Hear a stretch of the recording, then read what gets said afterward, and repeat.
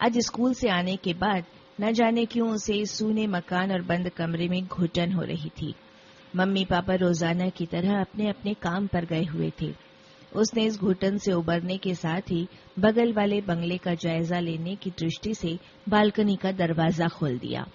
Balcony में आकर ठंडी हवा के झोंकों से सराबोर होकर उसने कुछ चैन महसूस किया। तभी उसकी नजर अचानक उसके घर तक फैले बगल वाले बंगले में एक बूढ़ी औरत पर पड़ गई। उसने इतने दिनों में पहली बार उस सूने बंगले में किसी को देखा था। सफेद साड़ी में लिपटी, रुई की तरह सफेद उलझे बालों में वो नंगे पैर ही बंगले के बड़े बगीचे में अमरूद बीनती बीनती उसके मकान तक आ पहुंची थी। उसने बड़ी निरीह नजरों से उसे देखा। मुंह ऊपर उठाए हाथों में अमरूद लिए उसे एकटक देखने लगी तो अनायास ही डर गई। वो बालकनी से झट से कमरे के अंदर से चिटकनी लगा ली और जोर जोर से धड़कते दिल को थामे कमरे की खिड़की पर आ गई। मम्मी स्कूल गई हुई थी और पापा ऑफिस। अकेली होने के कारण वो बहुत घबरा गई, मगर हिम्मत करके खिड़की से उसने बुढ़िया को देखा। बुढ़िया हाथों में अमरूद थामे मायूस सी कुछ देर यूं ही उसकी खिड़की की तरफ टकटकी लगाए देखती रही। फिर बगीचे से सूखे पत्तों को पैरों तले रौंदती हुई बंगले के गेट की ओर बढ़ गई। शायद सड़क पर जाते हुए किसी बच्चे को उसने अमरूद देने के लिए हाथ बढ़ाकर आवाज भी लगाई, मगर वो बच्चा भी बुढ़िया को देखकर डर कर भाग गया था। वो इस कॉलोनी में नई नई आई है। 100 गज में बड़ा छोटा सा 2 कमरों का फ्लैट। उसकी मम्मी तो बड़ा मकान खरीदना चाहती थी, लेकिन उसके पापा ने ही ये छोटा मकान पसंद किया है। ठीक भी है, 3 प्राणियों, वो खुद और उसके मम्मी पापा के लिए इससे बड़े मकान का होता भी क्या। वो अपने पापा के प्रत्येक निर्णय से न जाने क्यों सहमत हो जाती है। उसे पता है उसके पापा जो भी निर्णय लेते हैं सबके साथ सलाह मशविरा करके और उसे बहुत सोच समझ कर समय और जमाने के अनुसार ही लेते हैं। तभी तो उन्होंने मम्मी को शादी के पश्चात भी पढ़ाना जारी रखा और MA BEd कराकर ही छोड़ा। यही वजह है आज मम्मी भी स्कूल में अध्यापिका के पद पर नौकरी कर रही हैं और परिवार को कोई भी आर्थिक समस्या नहीं होती। उसे उसके पापा ने अपने परिवार की जो कहानियां आज तक बताई थीं, उसमें बड़े परिवार के साथ ही लड़ाई झगड़े, पारिवारिक क्लेश और इन सब का एकमात्र कारण रही आर्थिक तंगी ही था। हो सकता है पापा ने इन सब बातों से ही सीख लेकर परिवार केवल उस तक ही सीमित रखा, मगर उसे अकेलापन न जाने क्यों खलने लगा है। विशेष तौर से तब से जब से वे इस कॉलोनी के नए मकान में आए हैं और जब से उसने घर तक फैले बगल वाले बंगले में उस बूढ़ी औरत को अकेले घूमते देखा है। बुढ़िया का बंगला क्या, हवेली थी, करीब 10 कमरों और बड़े पोर्च वाली हवेली, और उसके चारों ओर फैला था ऊंचे ऊंचे कचनार, बेल और अमलतास के पेड़ों का जंगल। बंगले के चारों ओर ऊंची दीवारें और पोर्च के ठीक सामने एक लोहे का ऊंचा मगर बहुत पुराना गेट। बंगले की पुताई शायद 20 वर्षों से नहीं हुई होगी, इसलिए दीवारों का रंग तो क्या सारा प्लास्टर तक उधड़ चुका था। पेड़ों के बीच उगाई झाड़ियां और घास, सब कुछ मानो उस बुढ़िया के सफेद बालों के जंगल सा। कॉलोनी के सभी मकानों से अलग दूर है उसका बंगला, जिसकी सीमा ठीक उसके फ्लैट तक फैली है। बुढ़िया को देखने के बाद न जाने कैसी बेचैनी उसमें भर गई थी। कौन है, अकेली क्यों रहती है, परिवार वाले कहाँ गए, उसकी सुध लेने कोई क्यों नहीं आता, कैसे रहती होगी इतनी बड़ी हवेली में अकेली, क्या डर नहीं लगता होगा। हो सकता है हवेली के मालिक कहीं बाहर रहते हों और बुढ़िया को रखवाली के लिए छोड़ रखा हो, मगर फिर भी कोई तो होना चाहिए, पति, बेटा, बेटी, भाई, बहन। वो जितना उस बुढ़िया के बारे में सोचती उतनी ही जिज्ञासा, उतने ही प्रश्न उसके मनः मस्तिष्क में छा जाते। दूसरे दिन उसके स्कूल से आते ही उसके दिमाग में बुढ़िया का ख्याल कौंधा। न जाने कैसा अजीब खिंचाव महसूस करने लगी उस बुढ़िया में, एक अजीब जिज्ञासा, एक अजीब रिश्ता। शायद दोनों के अकेलेपन ने उसके ज़हन में बुढ़िया से अनजाने रिश्ते का बीज बो दिया था। वो जैसे ही बालकनी में आई उसे बुढ़िया दिखाई दी, वही दोनों हाथों में अमरूद लिए, कमर झुकी हुई, चेहरे हाथों पर झुर्रियां और आंखों में अजीब सी चमक। बुढ़िया ने उसकी बालकनी की तरफ हाथ बढ़ाकर उसे अमरूद लेने का आग्रह किया। इस बार उसे पहले जितना डर नहीं लगा, मगर फिर भी उसका कलेजा तेजी से धड़कने लगा। वो उसे एकटक निहारती रही। बुढ़िया ने इस बार अपनी कपकपाती आवाज में उससे पूछा, इस मकान में नई आई हो बेटा? हाँ। उसकी आवाज डर के मारे जैसे गले में ही घुट कर रह गई। क्या नाम है तुम्हारा? चीकू। कितना मीठा नाम है, चीकू। तभी तुम मुझसे अमरूद नहीं लेती। शायद तुम्हें चीकू पसंद होंगे और इसीलिए पापा ने तुम्हारा नाम चीकू रखा। मगर आज ये अपनी दादी के पेड़ के अमरूद भी खाकर देखो, बहुत मीठे हैं। उसने हाथ उठाकर पुनः अमरूद लेने का आग्रह किया, मगर वो बोली, नहीं, मैं अमरूद नहीं खाती।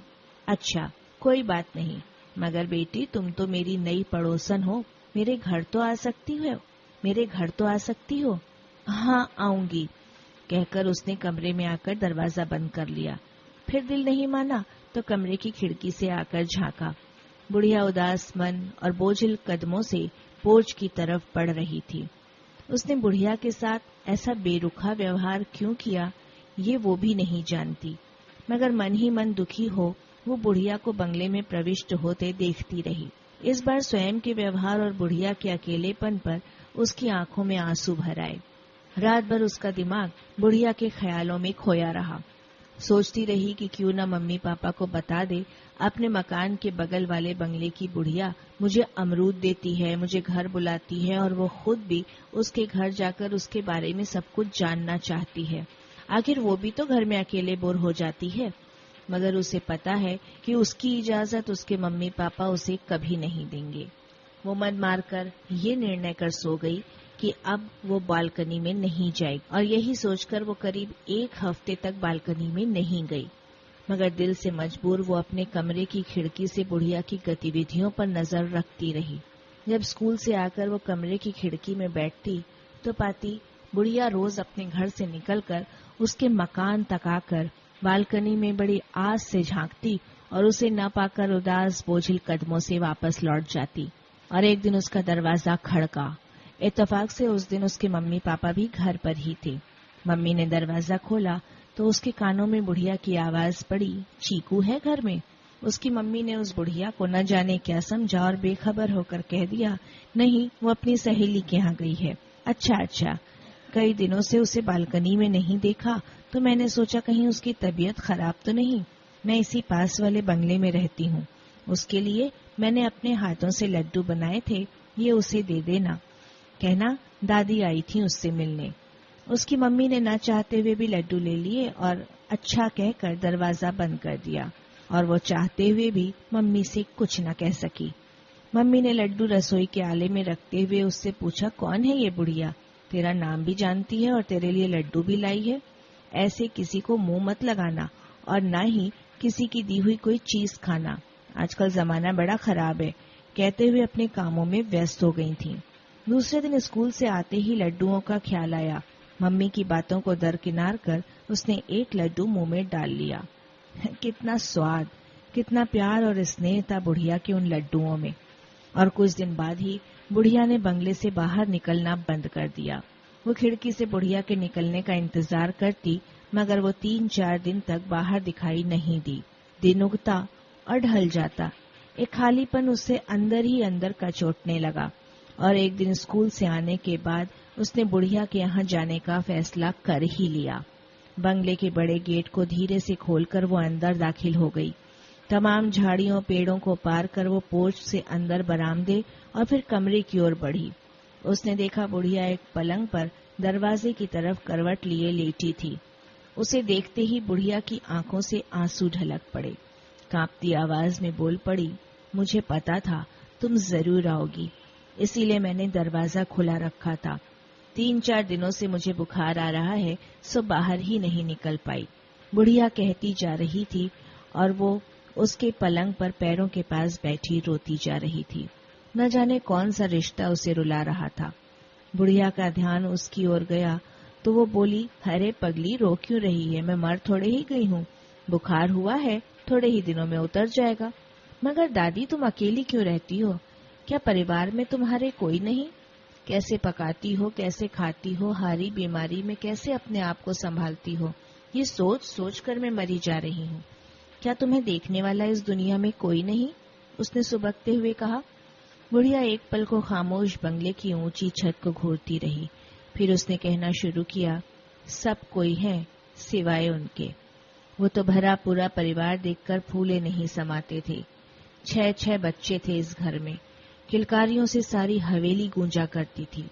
वो यही कहते थे, अरे भाग्यवान, इतने बच्चे हैं, बुढ़ापा आराम से कटेगा। 4 बेटों की 4 बहुएं, 2 दामाद, मगर उन्हें क्या पता था कि किस्मत में क्या लिखा है। एक दुर्घटना में मृत्यु होने के बाद एक एक करके सब विदेश चले गए। थोड़े समय के बाद अपनी अपनी बीवियों को भी साथ ले गए। बेटियां आती रहीं, फिर जैसे जैसे उन्होंने देखा कि बुढ़िया हाथ पैर हिलाने लायक भी नहीं रही, कहीं उन पर बोझ न बन जाए, सो उन्होंने भी किनारा करना शुरू कर दिया। फिर आंखों में भर आए आंसुओं के सैलाब को अपने दुपट्टे से पोंछती हुई एक दीर्घ श्वास छोड़कर बोली, अब कई सालों से कोई नहीं आता। एक बार एक लड़का अपने साथ लेकर भी गया था, मगर वहां का हवा पानी मुझे माफिक नहीं आया और मैं बीमार पड़ गई। वहां डॉक्टरी इलाज इतना महंगा और किसी को फुर्सत नहीं, सो मुझे वापस यहीं आना पड़ा। अब कोई सुध नहीं लेता। बेटे पैसा भेज देते हैं, बस।